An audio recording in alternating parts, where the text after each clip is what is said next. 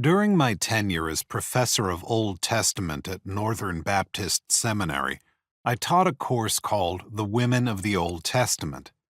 The course emphasized that the women of the Old Testament played an active role in the formation and transmission of Israelite faith. Put another way, the women of the Old Testament were much more than accessories for the men or bit players in God's grand narrative.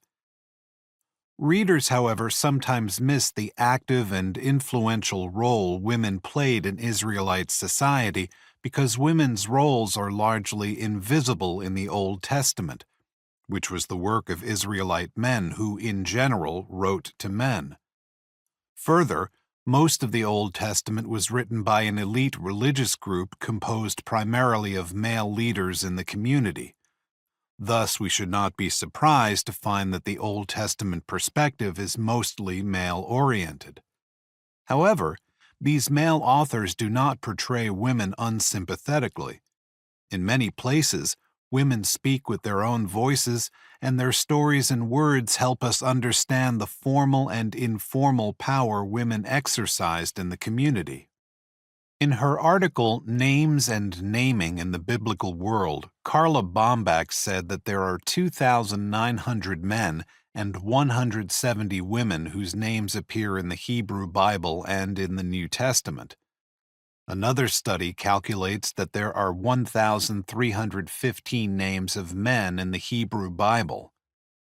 Despite these scholars' certainty, we cannot cite a definite number of named men or women in the Bible because some names can refer to men or women. We can be certain, though, that there are more than 100 named women in the Hebrew Bible, along with hundreds of nameless women. Though nameless to readers today, these women made vital contributions to Israelite society. Many of them served in professional roles. Some women served as prophets in ancient Israel, leading their communities and being in demand as proclaimers of good news.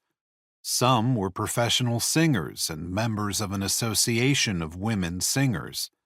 Professional lamenters worked at funerals, and professional weavers prepared garments used in religious settings. Some women were professional diviners, professional instrumental players, professional dancers, and professional midwives. A few wise women advised kings and the leaders of their communities. The Old Testament mentions several other influential women, such as one who built cities, one whose city was named after her, a woman who led her clan, and another who ruled Israel. We cannot assume that all women in early Israel experienced a common lifestyle. The specifics differed in how a peasant, a noblewoman, or any other woman lived. But a set of expectations governed the life of an Israelite woman in any circumstance.